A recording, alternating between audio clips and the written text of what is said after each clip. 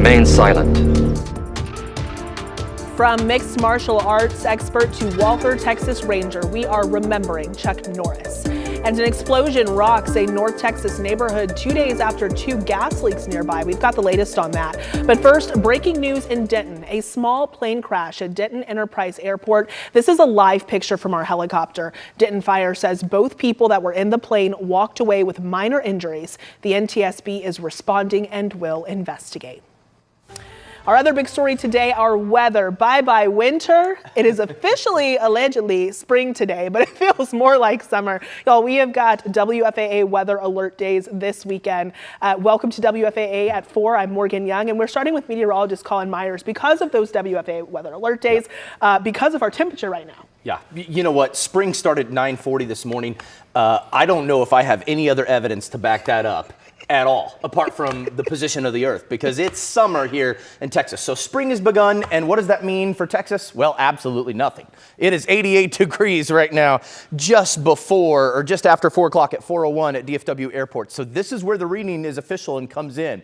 88 now at 4 o'clock. We'll probably end up around 90 to 91 today. So a little less of the southwest wind, a little more of a south wind. So not quite as dry of air. So probably not reaching 93 or 4 or 92. Probably going to land around 90 to 91 today. I have us at 90. Okay. Still a weather alert. We probably won't break that record of 92. We just didn't have quite dry enough air. Now tomorrow 94. So the latest guidance is good news. What I can offer you is we've brought these down a couple degrees, not much. 95 still on Sunday. I don't know about you. I cannot tell the difference between 94 or 96 and 95 or 97. Those are about the same. That's how it feels outside. But I don't think we'll break the record Saturday. I do think Sunday, that one is still well within reach of 93. Either way, going to be a very hot weekend. Plenty of sun, just very hot. So coming up, we're going to talk about this. Hot weekend, few records in play. A dry cold front arrives sometime Sunday into Monday here for North Texas, and then a pattern change potentially as we end March. I'll show you the latest guidance on that and the models coming up in about. All right, Colin, thank you. New at 4, multiple agencies are assisting right now after a collision between an SUV and a train in southern Dallas County. It happened at Lavender and Miller Ferry Roads on the border of Wilmer and Ferris. The Dallas County Sheriff's Office says the SUV's driver died at the scene. They are still trying to figure out what exactly happened here, so avoid this area if you can. Fear right now in a Denton County neighborhood after a home exploded, injuring a woman. That blast not far from where construction crews ruptured 2 gas lines earlier in the week. This is all unfolding in the town of Lake Dallas. Our Tiffany Lee spoke to investigators and has the latest. It is still such an active scene out here in Lake Dallas. We're just around the corner from where this house explosion happened, and neighbors tell me they still can't drive behind these barriers right now to get to their homes. The explosion happened last night just after 7 o'clock. Neighbors could feel the ground rattling in addition to the loud boom that echoed through the city. It left a home on Mosley Street in flames, and the woman who lived inside was injured. Some neighbors tell me she was rescued by a neighbor along with her dog, and right now people just want to know the cause. All they've heard is that it is likely related to gas. I reached out to Atmos Energy. At this point, they say natural gas is still shut off in this area. Obviously, they have crews here around the clock. And the people who are evacuated, we've seen they aren't allowed to drive in, like I mentioned, but they can park out here and walk into their homes to access essential items. And they've been told recently that they are allowed to shelter in place. The city just put out some new information this afternoon. They say a majority of residents who couldn't sleep at home last night, they should be able to return home this evening. But of course, going home, neighbors tell me, feels really uneasy right now. I'm hoping that ultimately they get it resolved and figure out where all the gas leaks are, and that many of our neighbors are able to get back into their homes in a safe manner. And hopefully we can learn from this and everybody be on the lookout for, if they smell gas, that's something serious. Now, just on Tuesday, the Lake City's fire department, they responded to a gas leak about a half a mile away. At this point, it's unclear if that is related to this home explosion. We're going to work to find out more details, and we'll give you an update as soon as we get it. In Lake Dallas, I'm Tiffany Liu. Now we're taking a live look at DFW and Dallas Lovefield airports as they predict a very busy travel weekend, an especially busy day on Sunday as folks return from spring break. This all happening as TSA agents still are not getting paid during the partial government shutdown. Here's a live look at times now at DFW airport. You can see all terminals in the green there, so that's good news.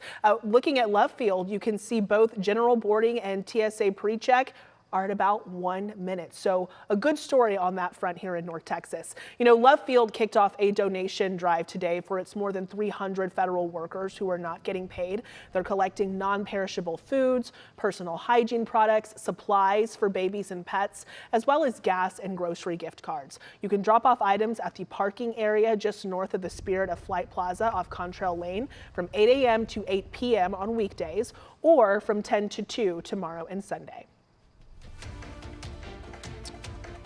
Well, ABC News has learned thousands more U.S. Marines and 3 Navy ships are being deployed to the Middle East. This as strikes overseas intensify. ABC's Olivia Rubin has the latest.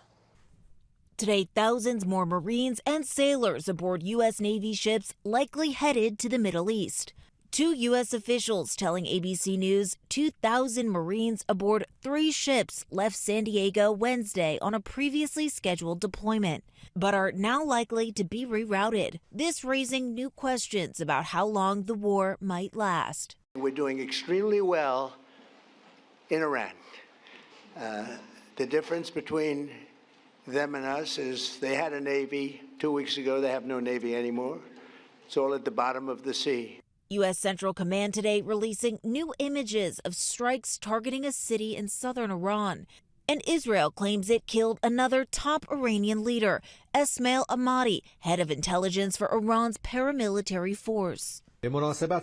Iranian state media today reading what it called a new statement from Iran's new supreme leader, thanking Iranians for their unparalleled bravery. But Khamenei hasn't been seen in public since the assassination of his father. We're having a hard time. We want to talk to them, and there's nobody to talk to. We have nobody to talk to, and you know what? We like it that way.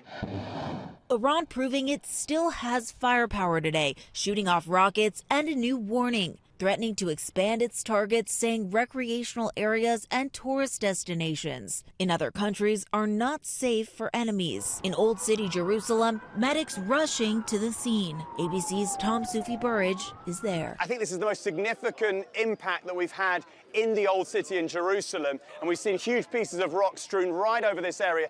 It just shows, how unpredictable this war is. And now a U.S. official telling ABC News 232 troops have been injured during this war, 10 of them considered seriously wounded.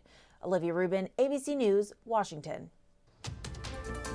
Grief in Hollywood today as we remember Chuck Norris, star of Walker, Texas Ranger, and an honorary Texas Ranger in his own right. That's next at 4.